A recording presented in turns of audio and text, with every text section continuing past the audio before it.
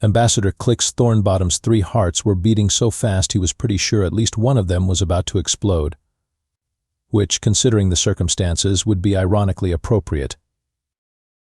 The human across from him, Commander Jake Morrison, looked like he'd been carved out of granite and then left outside to weather for about 40 years.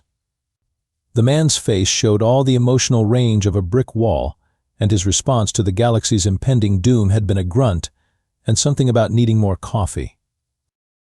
"So let me get this straight," Morrison said, leaning back in his chair with the casual indifference of someone discussing the weather. "The Vorthan Empire is steamrolling through the outer systems, your Galactic Council's defense fleet got turned into space confetti, and now you want Earth's help." "Yes, exactly." Thornbottom's tentacles writhed anxiously. "We've heard rumors about human military capability and vision. Oh, Wand. We're hoping you might share some defensive strategies or perhaps tactical knowledge that could help us establish a proper defensive perimeter around our core worlds before the Vorthans arrive and reduce us all to constituent atoms." Morrison scratched his chin thoughtfully. "Defensive strategies, huh? We understand humans have extensive experience with warfare," Thornbottom continued, his voice rising with desperation. "Perhaps some consultation on shield deployment, fleet positioning, maybe some innovative defensive technologies? We're not asking you to fight our battles, just help us fight them better." A woman entered the room, her uniform crisp and bearing more decorations than Thornbottom's species used for their most sacred ceremonies. Captain Luna Martinez looked like she could intimidate a black hole into submission. "Jake, the Council's approved the ambassador's request," she said, then turned to Thornbottom with a smile that somehow managed to be both reassuring and slightly terrifying. "Don't worry, Ambassador. We're sending you everything you asked for." "Everything?" Thornbottom's relief was palpable. "You have defensive plans?" "Oh, we've got plans," Morrison said with what might have been amusement. "We'll send over our best defense consultants, some of our most advanced shield technology, and Captain Martinez here will coordinate with your fleet commanders." "This is wonderful news." Thornbottom practically bounced in his seat. "When can we expect these consultants and technologies?" Martinez checked her wrist device. "They should be arriving at your system in about 6 hours. We've had them on standby." "Standby?" Thornbottom paused. "You mean you were already prepared for our request?" Morrison and Martinez exchanged a look that Thornbottom couldn't quite interpret. "Let's just say we like to be prepared," Morrison said. "Your consultants have extensive experience with this sort of thing." "Very extensive." "And the shield technology?" "State of the art," Martinez assured him. "You've never seen anything like it. Very effective at stopping enemy advances." Thornbottom felt hope blooming in his chest cavity. "I cannot express how grateful the Galactic Council will be. To think that Earth would so readily assist us in our hour of need, it truly speaks to the noble spirit of your species." Morrison coughed, and Martinez's smile became even more enigmatic. "We're happy to help," she said. "Just remember, Ambassador, you asked for defensive strategies. We're giving you exactly what you requested." As Thornbottom left Earth's embassy, he felt more optimistic than he had in weeks. Earth's casual confidence was reassuring. Clearly, they had this situation well in hand. The way they spoke, you'd think they dealt with galactic invasions every Tuesday. What he didn't notice was Morrison and Martinez watching his ship depart through the viewport, both wearing expressions of profound amusement. "Think we should have warned him?" Martinez asked. Morrison shook his head. "Where's the fun in that?" The transport ship that docked at Galactic Council Station Epsilon 7 was not what Ambassador Thornbottom had expected. For one thing, it looked like it had been through several wars and possibly a few natural disasters. For another, the first person to emerge was a human female who appeared to be roughly 300 years old, wore military fatigues that had seen better decades, and was carrying what looked like a picnic basket. "Which one of you boys is in charge?" she asked, surveying the assembled alien military commanders with the critical eye of someone inspecting produce at a market. General Vextar, Supreme Military Commander of the Zephyrian Defense Force and veteran of 17 campaigns, stepped forward uncertainly. "I am General Vextar. You are the Human Defense Consultant?" "Sergeant Betty Williams, though most folks just call me Tank." She set down her picnic basket and pulled out what appeared to be a thermos. "Don't mind me asking, but what kind of ridiculous formation are you running here?" "I beg your pardon?" "Your defensive line," Tank continued, pouring herself something that smelled suspiciously like coffee mixed with rocket fuel. "I could punch through that with a rubber band and harsh language." "Who taught you military strategy? A committee of anxious housewives." Admiral Rex Kowalski emerged from the transport, looking like someone had crossed a sea captain with a grizzly bear and then given the result 40 years of military experience. "Tank, be nice. These folks haven't had the benefit of proper human military education." "Proper human military education?" General Vextar's four eyes blinked in sequence. "We have studied warfare for millennia." "Studying and doing are two different beasts entirely," Admiral Kowalski said, surveying their defensive preparations with obvious disapproval. "You've got your ship spread thinner than soup, no overlapping fields of fire, and what appears to be a command structure designed by someone who's never heard of Murphy's Law." "Murphy's Law?" This from Commander Zilnoth of the Centauri Battle Group. "Anything that can go wrong will go wrong, usually at the worst possible moment," Tank explained patiently. "Which is why you plan for everything to go sideways from the word go." A third human emerged from the transport, this one younger but carrying himself with the easy confidence of someone who'd seen enough combat to write several textbooks on the subject. "Major Tom Richards, Tactical Analysis. And before you ask, yes, we've reviewed your battle plans." "You have?" Thornbottom perked up. "What do you think?" Tom and the other humans exchanged looks that somehow managed to convey volumes of professional assessment and not a small amount of sympathetic pity. "Well," Tom said diplomatically, "they're definitely plans." "They're adorable," Tank added, not quite as diplomatically. "Like watching children play soldier, except with actual consequences." Admiral Kowalski pulled out a device that projected a three-dimensional map of the system. "Here's what we're looking at. The Vorthons are going to come in fast and hard, probably through these three vectors." He indicated several approach routes. "Your current deployment would work fine if they were polite enough to attack one at a time and announce their intentions first." "But they won't be," Tom continued. "They're going to hit you simultaneously from multiple angles, overwhelm your command and control, and turn your nice orderly defensive line into scattered debris before you can coordinate a response." "So what do you suggest?" General Vextar asked, trying not to sound defensive. Tank grinned, and several aliens unconsciously stepped backward. "Oh, honey, we're not here to suggest. We're here to fix this mess before it becomes a tragedy." "Tom, break out the real tactical display." "The what?" Thornbottom asked. "The one that shows how humans actually fight wars," Tom said, his own grin matching Tank's. "Fair warning, though, you might want to sit down for this." As the humans began outlining their approach to defensive warfare, the assembled alien commanders slowly realized that what they had mistaken for casual confidence might actually be something far more terrifying. These weren't consultants offering advice. These were predators explaining how to set a trap. And they were very, very good at their job. "Now, about these shield technologies you requested," Major Richards said, pulling up another holographic display. "We brought along some of our latest defensive systems for demonstration."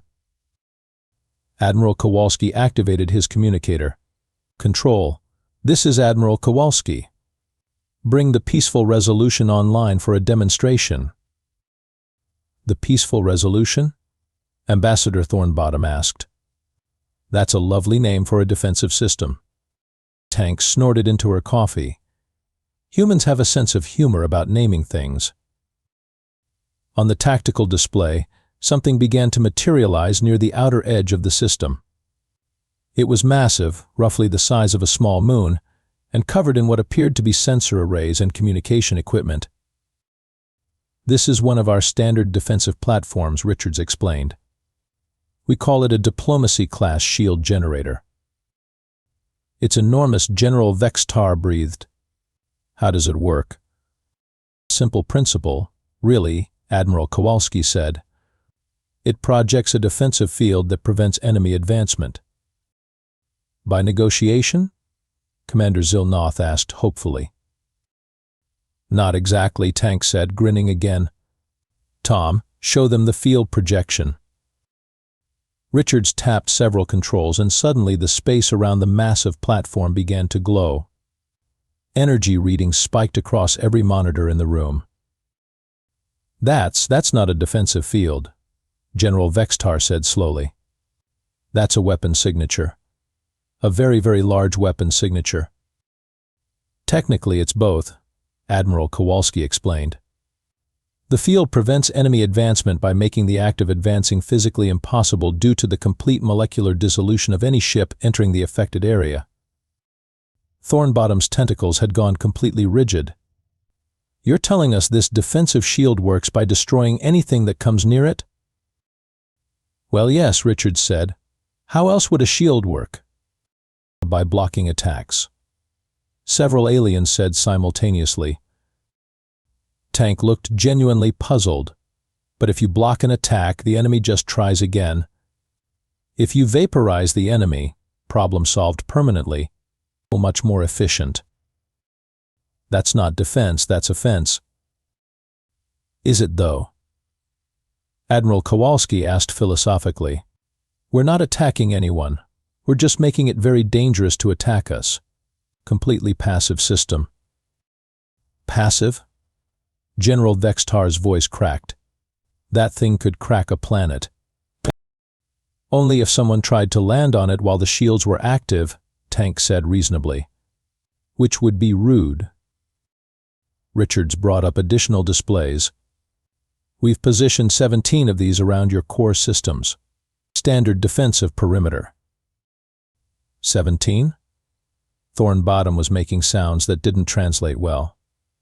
17 planet-cracking defensive platforms? "Oh, those are just the little ones," Admiral Kowalski said. "The big defensive platforms are still in transit. Should be here tomorrow." "How big?" Commander Zilnoth asked in a whisper. "About the size of a small star," Tank said cheerfully. "Great for area denial. Nothing says please go away quite like a miniature sun parked in your front yard."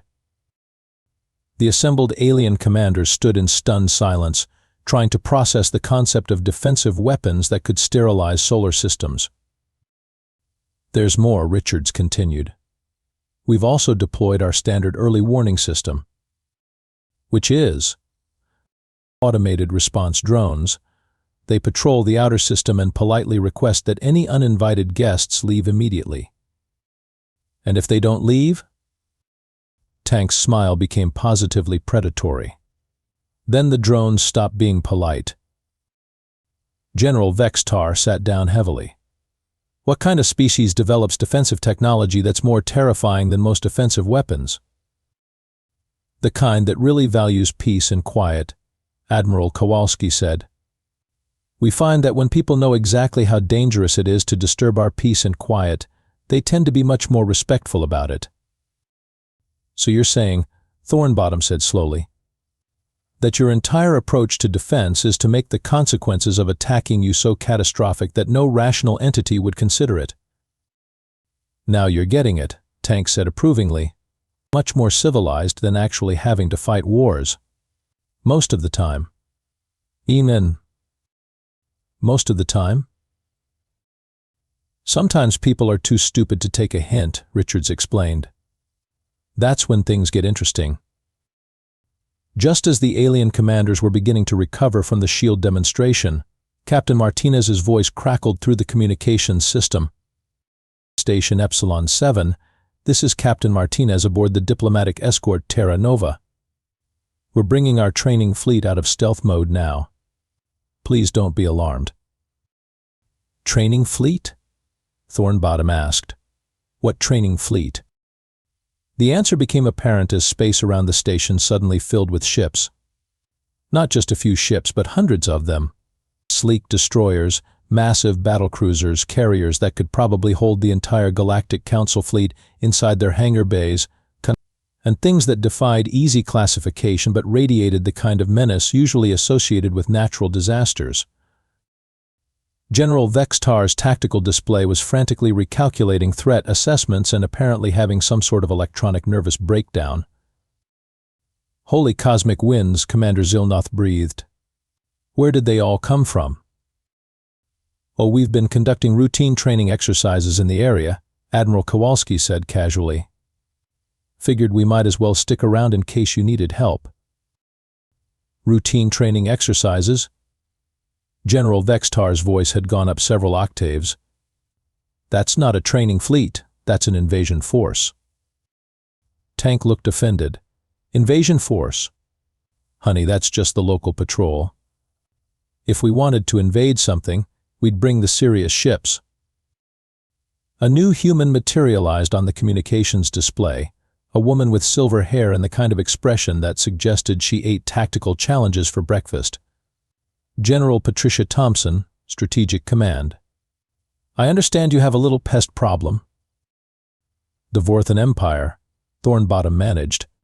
"They're expected to arrive in approximately 18 hours with a force of roughly 8,000 ships." 8,000, General Thompson mused. "That's cute. Captain Martinez, what's our current strength in theater?" Martinez's voice was professionally neutral. "Current training fleet consists of 437 ships, General. Should I wake up the reserves?" "Probably not necessary for 8,000 hostiles," Thompson said. "But have the second fleet move to standby position, just in case things get entertaining." "There's a second fleet?" Several aliens asked simultaneously. "Third, fourth, and fifth too," Tank mentioned helpfully. "But those are back at Earth doing actual training exercises." General Thompson activated a strategic display that made everyone's previous tactical projections look like children's drawings. "Now then, let's discuss how we handle this Vorthan situation. The way I see it, we have several options." "Such as?" General Vextar asked weakly. "Option 1 is what I call the polite deterrent. We meet them at the system edge, explain that this space is under human protection, and suggest they turn around and go home. And if they don't, Option 2 is the firm suggestion. We disable their weapons and engines, then explain more forcefully why leaving would be in their best interest." Admiral Kowalski nodded approvingly. Classic escalation protocol. "What's Option 3? Commander Zilnoth asked. General Thompson's smile was like a shark contemplating lunch. "Option 3 is what we call the educational experience. We demonstrate exactly why attacking human-protected space is a career-limiting decision." "And Option 4? "There is no Option 4, Tank said. "If Option 3 doesn't work, we're dealing with someone too stupid to live, and the problem solves itself." Richards pulled up fleet disposition charts. "For this particular situation, I'd recommend starting with Option 1 but having 2 and 3 ready for immediate implementation." "Agreed," General Thompson said. "Captain Martinez, have your people prepare for a standard first contact diplomatic intervention." "Diplomatic intervention?" Thornbottom asked hopefully. "That's what we call it when we politely explain to someone why their current course of action is inadvisable," Admiral Kowalski explained. "Very civilized." "And if diplomacy fails?" Tank cracked her knuckles, a sound that somehow managed to be deeply ominous. "Then we move to what we call aggressive negotiations." General Vextar looked at the massive human fleet filling his displays, then at the planet cracking defensive platforms. then at the cheerful humans treating galactic warfare like a weekend camping trip. "Are you people actually human?" he asked, "or are you some sort of cosmic force of nature that just happens to look human?" "Yes, all the humans," said simultaneously. The Vorthan Empire arrived exactly on schedule, which was their first mistake. The second was assuming that the scattered handful of ships waiting for them at the system edge represented the entirety of their opposition. General Thompson watched the enemy fleet deployment with the detached interest of a professional studying an amateur's work. "Well, that's disappointing. Standard hammer formation, no scouts, and they're broadcasting their intentions on open channels. Captain Martinez, initiate option 1. Captain Martinez's voice carried across all frequencies, calm and conversational. "Vorthan Fleet, this is Captain Luna Martinez of the Terran Defense Force. This system is under human protection. You are advised to reverse course immediately and seek alternative conquest targets. This is your only warning." The Vorthan response was predictably bombastic, involving threats, declarations of imperial dominance, and several anatomically improbable suggestions about what the humans could do with their warning. "Well, that was rude," Tank observed, sipping her coffee. "Kids these days have no manners." "Option 2, General Thompson ordered. What happened next would be discussed in military academies for generations. The human ships didn't charge forward or form battle lines. Instead, they simply disappeared.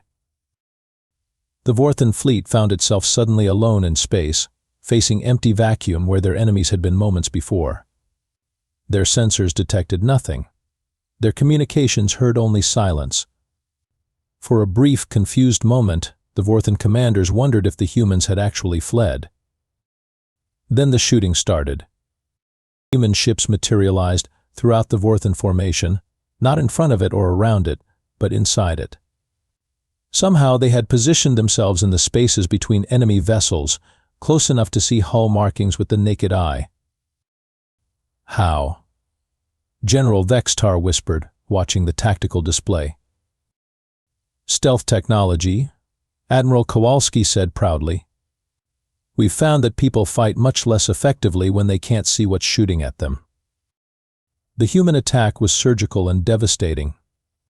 They targeted weapons systems and engines exclusively, leaving hulls intact but effectively turning the Vorthan warships into very expensive pieces of space junk. "Why aren't they destroying the ships?" Commander Zilnoth asked. "Option 2 is about sending a message, not body counts," Richards explained. "Much more intimidating to leave survivors who can go home and tell everyone what happened." The entire engagement lasted exactly 4 minutes and 37 seconds. When the shooting stopped, the Vorthan Empire's magnificent conquest fleet was floating helplessly in space, completely disarmed and thoroughly humiliated. Captain Martinez's voice returned to the communications channels, still perfectly calm. "Vorthan Fleet. Your weapons and propulsion systems have been disabled. Repair ships are being dispatched to restore your life support and navigation systems only. You have 36 hours to vacate human-protected space. Any attempt to restore weapons or offensive capability will result in immediate implementation of Option 3. "What's Option 3? The Vorthan Admiral asked shakily. Tank leaned into the communicator, her grandmotherly voice somehow managing to sound absolutely terrifying. "Option 3 is when we stop being nice, sweetie." There was a long pause from the Vorthan fleet. "We're leaving," the Admiral said finally. "We're leaving right now." "Excellent choice," General Thompson said approvingly. "Safe travels." As the disabled Vorthan ships began limping toward the system edge with their hastily repaired navigation systems, the alien commanders at Station Epsilon 7 sat in stunned silence. "That's it?" General Vextar asked. "The entire invasion is over?" "Pretty much," Admiral Kowalski confirmed. "Though I suspect word will get around fairly quickly. Nothing travels faster than news about a military disaster. You defeated 8,000 ships in under 5 minutes without destroying a single one." Destruction is wasteful, Richard said. Much better to turn your enemies into messengers. Let them tell everyone they know about what happens when you mess with humans. Tank finished her coffee and started packing up her picnic basket. Well, that was fun. Nothing like a good battle to work up an appetite. Anyone want sandwiches? 3 days after the Vorthan Empire's hasty departure, Ambassador Thornbottom found himself sitting in the same conference room where this had all started, trying to process what he had witnessed. I have to ask, he said finally, just how long have you been preparing for something like this? The humans exchanged glances and Captain Martinez chuckled. How long have we been monitoring galactic politics, you mean? Since first contact, General Thompson said matter-of-factly. About 15 years now. 15 years? Thornbottom's tentacles drooped. You've been watching us for 15 years? Well, yes, Tank said, as if this were obvious. New neighbors moving into the cosmic neighborhood and all. Only polite to keep an eye on things, make sure everyone's getting along. Admiral Kowalski pulled out a thick data pad. Fascinating stuff, really.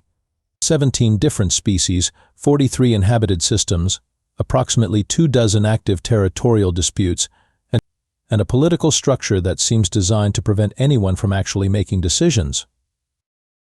We've been particularly interested in the Vorthan Empire, Richards added. Classic expansionist psychology, utterly predictable tactical doctrine, and a tendency to pick on smaller civilizations. The sort of neighbors nobody wants. So you were planning to intervene all along? Planning is a strong word, General Thompson said. Let's say we were prepared for various contingencies. The Vorthans were bound to overreach eventually, and when they did, someone was going to have to explain to them why that was a bad idea. Better us than some poor species that would get steamrolled in the process, Tank added. We've got experience with bullies. Thornbottom was quiet for a long moment. The other species in the Council are calling this the most one-sided military victory in galactic history. They're also terrified of humanity. Are you? Martinez asked. Frankly? Yes, your defense consultants could probably conquer the galaxy before lunch. But we won't, Admiral Kowalski said firmly. Conquest is too much work, and honestly, we've got enough problems at home without taking on everyone else's. What we will do, General Thompson continued, is make sure bullies like the Vorthans think twice before picking on our neighbors. Peace and quiet, remember?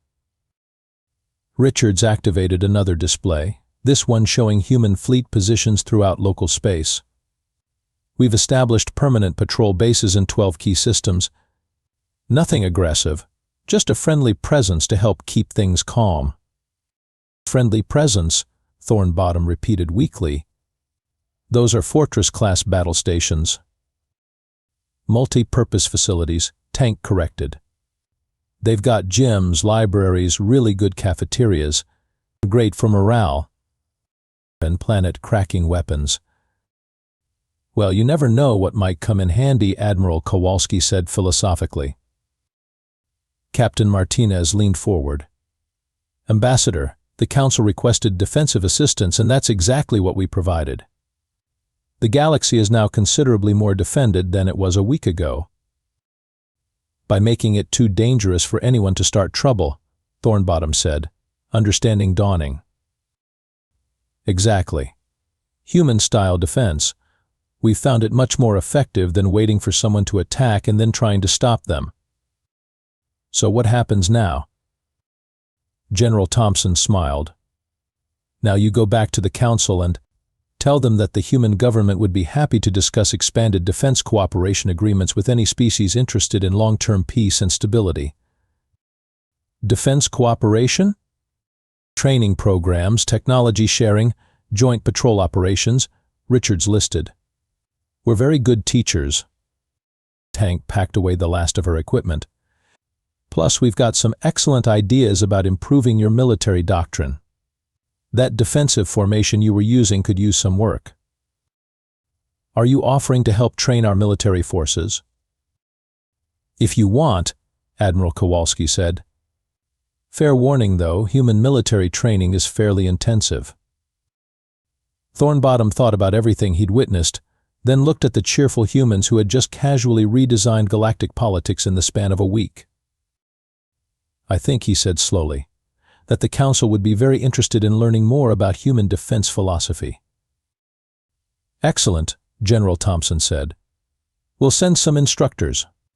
Don't worry, we'll start with the basic concepts. Such as? Tank grinned. Rule number 1 of human military strategy: if you want peace, prepare for war. Rule number 2: prepare really, really well. As Thornbottom left the station to return to the Council, he reflected on humanity's approach to galactic citizenship. They had asked for defensive strategies and received the most comprehensive military protection in galactic history. The humans had somehow managed to end a war, terrify potential aggressors, and establish themselves as the galaxy's unofficial peacekeepers, all while maintaining they were simply being helpful neighbors. And the most terrifying part? They made it look easy. Behind him, he could hear Tank's voice carrying down the corridor. Anyone know what's for dinner? All this peacekeeping has made me hungry. Somehow, Ambassador Thornbottom thought, the galaxy was going to be a very different place from now on. A much safer place, certainly. But definitely different.